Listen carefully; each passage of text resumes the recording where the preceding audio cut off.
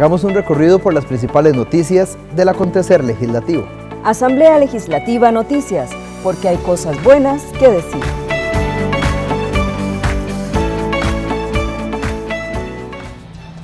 Bienvenidos a Asamblea Legislativa Noticias. Para nosotros un gusto saludarles. Bienvenidos a esta edición de esta semana. Estos son nuestros titulares. Admiten para estudio eliminación de inmunidad a miembros de los supremos poderes investigados por corrupción. Jerarca considera que Habdeba debe salir de regla fiscal. Económicos retoma discusión de eurobonos con criterios encontrados. Fracciones legislativas piden claridad en renegociación con el Fondo Monetario Internacional. Experto asegura que trasladar el 30% del ROP a los trabajadores afectaría el tamaño de las pensiones. Vamos al detalle de las informaciones. Diputados admiten para estudio eliminación de inmunidad a miembros de los supremos poderes investigados por corrupción. El plenario legislativo admitió luego de la tercera lectura el expediente 21.571, la reforma del artículo 110 de la Constitución Política para la eliminación de la inmunidad de miembros de los supremos poderes investigados por delitos de corrupción. Las personas que representamos a la ciudadanía, los miembros de supremos poderes que ejercen cargos de alto nivel, no son una clase de nobleza que deba tener una especie de cobertura especial, incluso cuando están siendo señalados por corruptos.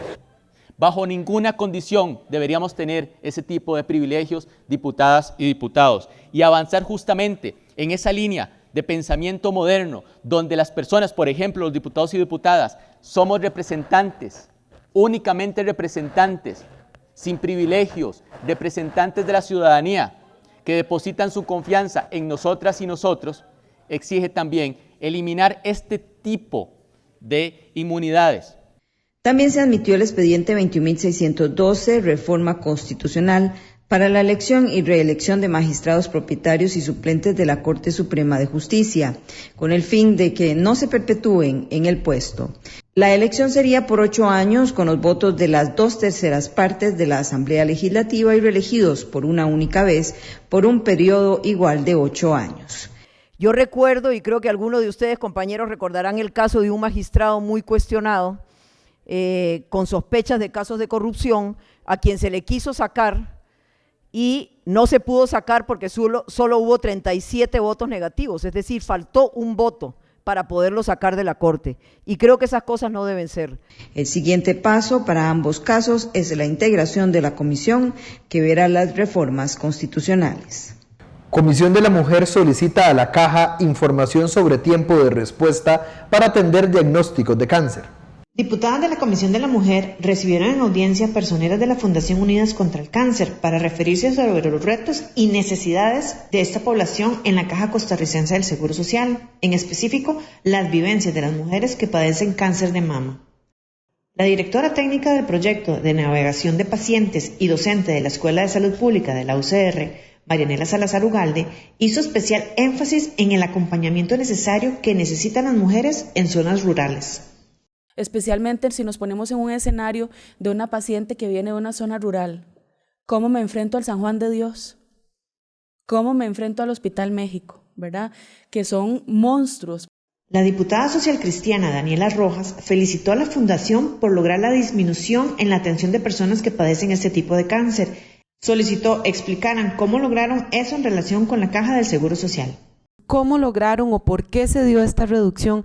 Esta reducción en los días se da porque a mayor seguimiento que se le da a una paciente hay más oportunidad de identificar barreras que se pueden presentar en el proceso. Por su parte, la diputada Frente Amplista Rocío Alfaro enfatizó en la importancia de reconocer el voluntariado en momentos donde se recorta la inversión social.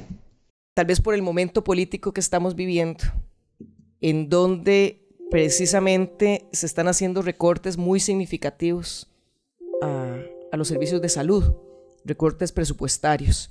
Las legisladoras coincidieron en la necesidad de conocer los tiempos de atención que ofrece la Caja. Por esta razón, presentaron moción para que esta institución detalle sus procedimientos. Plenario Legislativo aprobó el expediente para garantizar transparencia en las votaciones del Poder Judicial. Los diputados declararon benemérito de la patria a Víctor Manuel Elizondo Mora, quien fuera abogado, periodista y magistrado. Elizondo, herediano de nacimiento, fue diputado en los días de la Guerra Civil de 1948 y concluida esta fue electo magistrado de la Sala de Casación. En 1950 salva su voto en protección de los trabajadores sindicalizados. El legislador Rodrigo Arias resaltó el legado de este nuevo benemérito de la patria. Con mucho orgullo y como herediano, es un honor compartir con ustedes algunas reflexiones sobre este costarricense ejemplar. De entre sus muchas virtudes, existe en la personalidad de don Víctor Manuel una que lo define como un gran ser humano, la probidad. Educador, periodista, político, escritor, poeta y juez, en todas sus actividades fue un hombre que se inspiró en la honradez de sus acciones. La diputada Acuña también destacó la figura de Elizondo. Primero que todo habla de una persona culta, una persona sensible, entendiendo su historia de vida desde lo más profundo de valores humanistas, que fue escritor, que fue poeta. Los legisladores también aprobaron en su trámite de primer debate el expediente 21.226, Ley para la protección del patrimonio de toda índole de personas adultas mayores. La propuesta establece que los juzgados de familia y de pensiones alimentarias, a petición de la parte del CONAPAM, solicitará a quien administre el dinero de una persona adulta mayor de una pensión de cualquier índole o régimen que demuestre con prueba documental la utilización o destino de los recursos asignados. Se aprobó el expediente número 23.313, Ley para garantizar la transparencia en las votaciones del Poder Judicial. La iniciativa señala que las sesiones y las votaciones serán públicas, a menos que por moción debidamente fundamentada y aprobada se disponga que sean privadas. El diputado Antonio Ortega resaltó la importancia de esta propuesta de ley. Por ejemplo, el Sindicato de la Judicatura y la Asociación Costarricense de la Judicatura presentaron 2 recursos de amparo ante la Sala Constitucional contra la votación secreta. También el Foro de Justicia, que lo tuvimos hace unos meses en la Comisión de Nombramientos, nos han expuesto en diferentes momentos la necesidad de la transparencia, la lucha contra la opacidad, la necesidad también que se tiene como país de reconocer y conocer cómo votamos. De las sesiones privadas se levantará un acta de conocimiento público. Solo se omitirán aquellas intervenciones que no puedan divulgarse porque el ordenamiento jurídico así lo prohíba. Diputados llaman a funcionarios del Tribunal Supremo de Elecciones para que se refieran a informe de campaña del 2022. En su primera sesión de trabajo, los diputados que conforman la comisión especial que investigará la presunta estructura irregular de financiamiento a favor de partidos políticos durante la campaña presidencial 2022 citaron en audiencia a Ronald Chacón del Tribunal Supremo de Elecciones. Chacón deberá referirse a los informes elaborados por el tribunal sobre la pasada campaña electoral. También se acordó llamar en audiencia a los presidentes y tesoreros de los partidos que tienen representación en la Asamblea Legislativa, que ejercieron sus cargos durante la campaña anterior.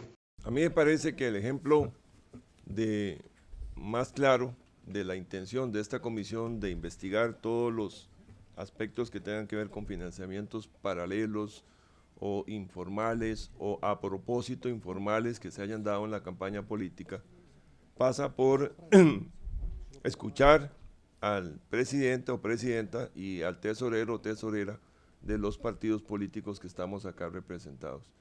De ahí, con ese espíritu de transparencia y de hacer explícito todo, ante todos, sin reparos, sin diferencias, sin tapar, sin cubrir. Que ojalá esta comisión de financiamiento de partidos políticos no sea para hacer un circo, ni sea para hacer un show político, sino sea realmente para lograr cambios sumamente importantes que necesitamos en nuestra legislación electoral. No se esté mencionando ni diciendo que esto es un show político, porque yo me ofendo personalmente, no sé si los compañeros, pero yo me ofendo porque yo no estoy aquí para show políticos de ninguna naturaleza. Los diputados acordaron además sesionar los días lunes a partir de las 8 de la mañana. La única en oponerse a este horario fue la diputada del oficialismo Pilar Cisneros.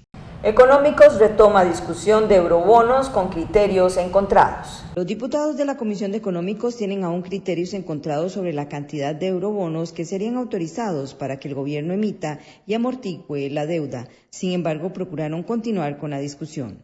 La diputada María Marta Carballo rechazó las afirmaciones sobre una negociación a puerta cerrada mientras sesionaba la Comisión de Económicos. Vergüenza, dice alguna compañera el día de ayer. Vergüenza es que tengamos 4 meses en una discusión de un proyecto que tanto le urge a los costarricenses y no hemos tenido la capacidad de ponernos de acuerdo. Eso da vergüenza. Otros hablan de negociaciones y de pactos. Tal vez sí hayan negociaciones. ¿Saben cuál es la negociación que aquí debe haber? La negociación de la estabilidad económica del pueblo de Costa Rica, esa. La estabilidad económica de los costarricenses, de los cientos de costarricenses que mes a mes han tenido que ir al banco a pagar más de 100,000 colones, más de 150,000 colones, porque les ha aumentado la tasa de sus intereses, de los préstamos. En la sesión retomaron la discusión de las mociones. Aquí estamos hablando de puntos del PIB, aquí estamos hablando de endeudamiento, aquí estamos hablando de reducción de deuda, aquí estamos hablando de criterios puntuales. De eso estamos hablando. Ciertamente hay que buscar consensos y acuerdos. Yo creo que cualquier momento es bueno para la discusión, cualquier momento es bueno para acercarnos a un consenso. La traba está en si autorizan $1.500 millones o 6.000 de una vez. Quienes pidieron tiempo fueron las que ayer se quedaron aquí en la comisión. Es decir, nosotros hemos estado y todos los que hemos estado con la idea de que esto es un tema urgente para el país, que no podemos seguir posponiendo la discusión y además lo hemos dicho abiertamente aquí en esta comisión. Yo creo que y hemos dado los tiempos. En ese momento la diputada Guillén dijo, bueno, es que yo quiero discutir, quiero ver el tiempo, quiero tener tiempo para ver eso, demos chance. Y nosotros de alguna manera transparente hemos cedido los espacios también. Hay muchos elementos nuevos sobre la mesa. La visita del Fondo Monetario Internacional y la posición abierta y franca de los técnicos del Fondo Monetario Internacional diciendo Costa Rica tiene que aprobar los 6.000 millones. El nuevo texto sustitutivo que está propuesto recoge un apartado para controlar y vigilar la emisión de los títulos valores de una forma más rigurosa. Fracciones legislativas piden claridad en la renegociación con el Fondo Monetario Internacional. Las diversas fracciones políticas representadas en la Asamblea Legislativa se reunieron con miembros del Fondo Monetario Internacional. Esto como un primer acercamiento para aclarar dudas con respecto a la renegociación que estaría realizando el gobierno con dicho ente financiero. El presidente legislativo, Rodrigo Arias, explicó que en la cita analizaron los temas relacionados con la sostenibilidad fiscal, la reactivación económica, el sector social, la desigualdad, el desempleo y la reducción de la pobreza. Le dimos un espacio de 10 minutos a doña Manuela Goretti, que es la jefa de la misión, para que ella hiciera una introducción de 10, 15 minutos que habló, y después quedamos de que cada fracción le iba a presentar a ella pues, su visión sobre el país y cómo veían la situación nacional. Así fue, las 6 fracciones tuvieron oportunidad de transmitirle al fondo sus preocupaciones. Ella en general considera que el país camina por un buen sendero de responsabilidad, ¿verdad? Hablamos mucho de la importancia de la sostenibilidad fiscal, que no podemos dejar que el país se nos salga de rumbo en materia fiscal, pero también cómo las circunstancias han cambiado de cuando se firmó el convenio, que era en época de pandemia, y hoy día estamos enfrentando otros problemas diferentes, básicamente problemas heredados, el incremento de las materias primas, el incremento de los granos, el incremento de los combustibles, problemas de transporte de bienes y cómo eso también afecta al país. Después comentamos mucho el gran impacto que está teniendo en el país de los costos financieros, los costos de los altos intereses. Ella ahí fue muy franca en decirnos que probablemente los intereses van a seguir subiendo. Y ella considera que el Banco Central está actuando prudentemente al subir las tasas de interés para poder contener la inflación. El diputado Jonathan Acuña, del Frente Amplio, solicitó mayor información sobre la ruta del actual gobierno en esta materia. toda la ciudadanía tiene derecho a saber qué es lo que está renegociando el presidente de la República con el Fondo Monetario Internacional. Por otra parte, de señalar que el Fondo Monetario Internacional hace énfasis en que las medidas que tomemos en materia de política fiscal tienen que tener también en vista las afectaciones que esto pueda generar sobre sectores altamente vulnerables y que no se puede realizar política fiscal sin observar estas consecuencias que tienen sobre programas sociales, sobre la inversión social, sobre los hogares en condición de pobreza. La presidenta de la Comisión de Asuntos Hacendarios, Paulina Ramírez, aseguró que analizaron que las políticas que tome el Banco Central son fundamentales para la estabilidad económica. Se habló muchísimo sobre la regla fiscal. Ellos consideran de que debe mantenerse por lo menos entre unos 4 o 5 años más la regla fiscal y que ellos van a dar asesoría fiscal para analizar de forma integral si es necesario hacer una revisión, lo cual nos ayuda muchísimo, sobre todo a la Comisión de Asuntos Hacendarios, ya que tenemos el proyecto en la agenda legislativa. El presidente legislativo, Rodrigo Arias, aseguró que el Fondo Monetario Internacional está claro que los proyectos presentados en el 2020 no van a caminar porque hoy la realidad es otra, por lo que hablaron de vigilar el gasto, no pensar en impuestos y buscar la eficiencia fiscal con lo que existe actualmente. Durante audiencia en Comisión de la Mujer, organizaciones piden una ley nacional contra la discriminación.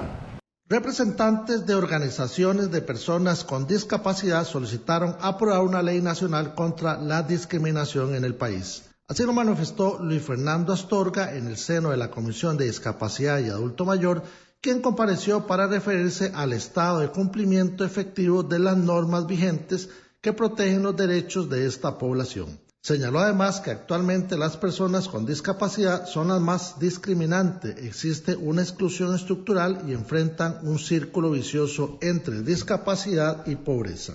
La exclusión educativa se hace mayor por ese aislamiento social y el analfabetismo digital. Luego nos cae una regla muy filosa que para mí ha ido contra el corazón del Estado Social de Derecho, la regla fiscal, y no es que uno quiera ser irresponsable con la situación fiscal del país, pero el lío es que hay un debilitamiento general de programas sociales y eso afecta muy severamente a las personas con discapacidad. Y una entidad rectora como el CONAPDIS, que ha sido estructuralmente débil, para ser entidad rectora en discapacidad, se hace más débil, cada vez más débil, y yo lo conozco esto de cerca, ¿verdad? Y yo les pregunto, ¿quién le hace caso a las directrices del CONAPDIS como ente rector? ¿Verdad? Las instituciones miran para otro lado. El diputado Yonder Salas de Nueva República dijo que la comisión está sumamente comprometida con los temas de discapacidad. Créanos que esta comisión está sumamente comprometida con los temas de discapacidad y adulto mayor y por supuesto que tomamos nota de todo lo que ustedes han dicho. Tienen las puertas abiertas de esta comisión, yo personalmente les agradezco y sé que por parte de mis compañeros también, y vamos a estar trabajando conjuntamente.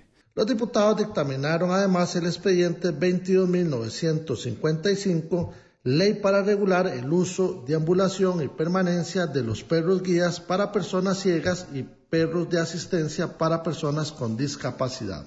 El objetivo del proyecto de ley es promover y regular el uso de perros guías o de asistencia para personas ciegas o con discapacidad, garantizando el ejercicio del derecho al acceso libre, tránsito, así como la permanencia a lugares públicos o privados de uso público, incluyendo los medios de transportes en todas sus modalidades, ello en concordancia con la Ley 7600.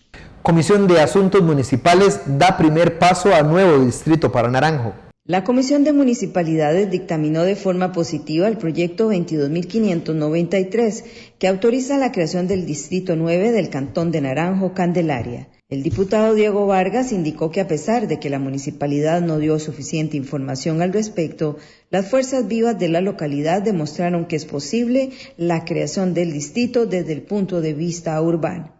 Aquí hay dos ejes de intereses y un eje de planificación urbana.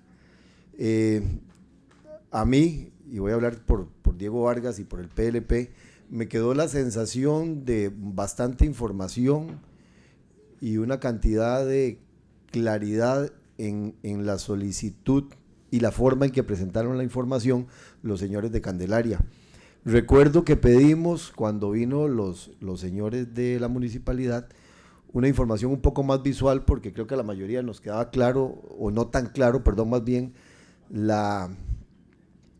de lo que se mencionaba de los límites y que había unos que tenían 170 hectáreas y había una serie de información ahí que no nos quedó claro.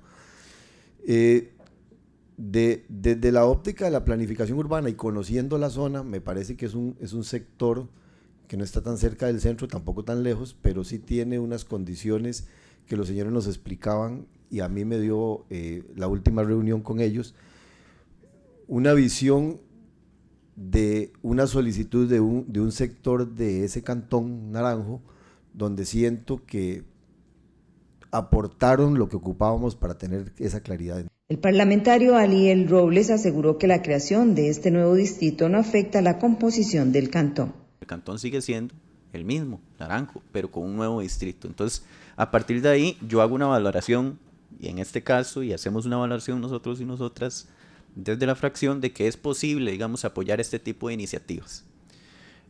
Lo otro es que es claro y evidente que existe una necesidad histórica, ¿verdad?, por reivindicar el distrito de Naranjo. Y es que así lo dice toda la argumentación que hemos venido teniendo y toda la información que nos han dado, es de que lograr que Naranjo sea un distrito, lograr que Candelaria sea un distrito, es una reivindicación histórica. Y es que los representantes de la Asociación de Desarrollo Integral Candelaria aseguran que a través de los años han aportado al desarrollo económico y social de Naranjo, principalmente con la producción de café. Experto asegura que trasladar el 30% del ROP a los trabajadores afectaría el tamaño de las pensiones. Ronulfo Jiménez, de la Academia Centroamericana, aseguró a los diputados de la Comisión de Asuntos Sociales que discuten el expediente 23.083, devolución del 30% del régimen obligatorio de pensión complementaria para reducir el endeudamiento de los costarricenses, que hay dos temas en juego, pensiones y deuda, y que el dilema es que si los recursos se trasladan a los trabajadores, implicaría que el tamaño de la pensión sea menor. Ese es el dilema, ¿verdad? Ese es el dilema de este proyecto, que si estos recursos se retiran, el sistema de pensiones tendrá menos recursos y de alguna forma eso va a implicar que las dimensiones, el tamaño de las pensiones va a ser menor. La iniciativa establece que por una única vez se autoriza a todos los trabajadores afiliados a una operadora de pensiones complementaria a solicitar el traslado desde su cuenta de un monto de hasta un 30% de su saldo. Los fondos son para el pago de las deudas que tengan en el Sistema Financiero Nacional, cooperativas, asociaciones solidaristas y casas de préstamo o empeño. La legisladora Priscila Vindas consultó si para compensar este retiro se debería trabajar 7 años más en promedio. A mí sí me preocupa muchísimo acerca de este 30% del ROP y lo que vendría a equivaler o a significar para las personas que sacarían ese 30% en proporción con el tiempo que han cotizado, cuánto tiempo ha tomado para consolidar ese 30%. A mí me gustaría saber si es cierto que para compensar las pérdidas de este retiro, las personas tendrían que trabajar unos 7 años adicionales en promedio. Me suena razonable 7 años y va a depender de 7 años de cotización adicional para poder reponer esto. Por su parte, la diputada Melina Hoy aseguró que suena tentador, pero se debe analizar en profundidad el tema. Hoy consultó si se podría aumentar la pobreza en la vejez. Al reducir las capacidades de un fondo de pensiones con perspectivas complementarias, es posible su retiro anticipado incida y devenga en mayor pobreza en la vejez. De que este proyecto que busca beneficiar a deudores puede terminar perjudicándolos porque muchas de las tasas son fluctuantes y entonces, además de la presión que ya hay internacional y local para que suban las tasas, le estaríamos dando un tercer impulso por este proyecto. Según la iniciativa, los fondos liberados serán inembargables, no podrán ser objeto de descuentos, retención, compensación legal o contractual, o cualquier otra forma de afectación distinta al destino indicado por el trabajador. En comisión de Libón, jerarca de Habdeba señala que debe salirse de la regla fiscal.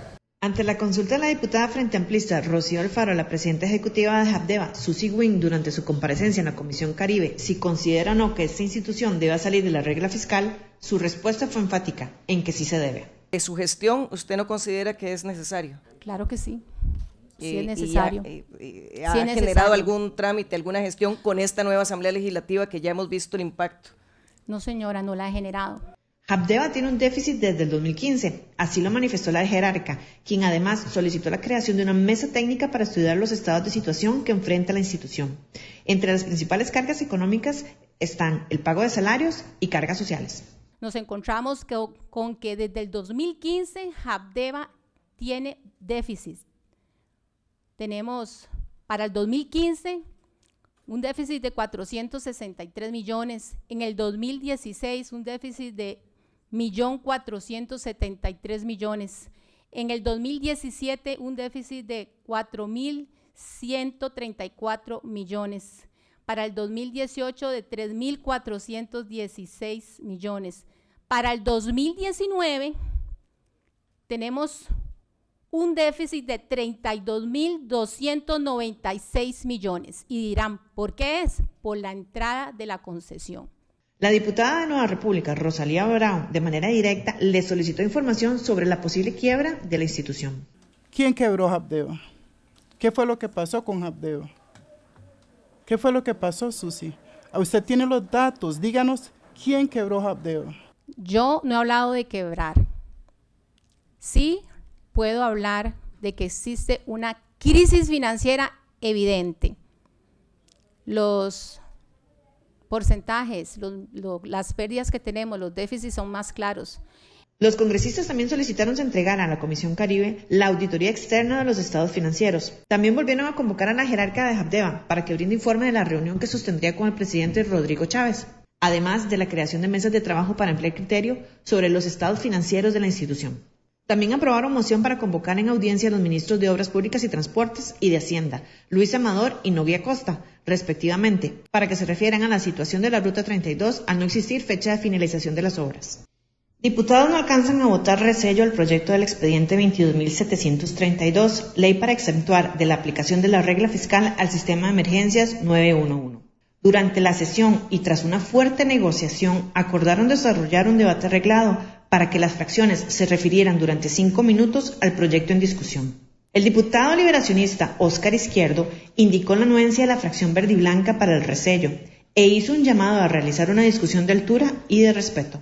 Desde Liberación Nacional les decimos al pueblo costarricense que aquí estamos tendiendo puentes nuevamente, a pesar de que en algunos momentos quieren dinamitarlos y quieren destruirlos.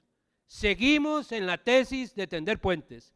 Seguimos discutiendo con ahínco, con vehemencia, pero con respeto. La diputada oficialista Paola Nájera centró la discusión en que se requiere un proyecto integral y que se requiere también mayor eficiencia y control en el gasto público. Considerando que lo conveniente es eximir de la regla fiscal a varias instituciones en un solo expediente y no por separado. El diputado de Nueva República, Fabricio Alvarado, señaló que su bancada siempre apoyará las iniciativas que consideren importantes para el país y confirmó que no está de acuerdo con el veto. Soluciones hay y yo creo que hay que buscar la más correcta y en este caso para nosotros es esa, resellar este proyecto. Todos los legisladores coincidieron en la importancia del diálogo, el respeto y tender puentes para alcanzar acuerdos que beneficien a la mayoría. Hasta aquí esta edición de Asamblea Legislativa Noticias. Los esperamos en nuestra próxima edición.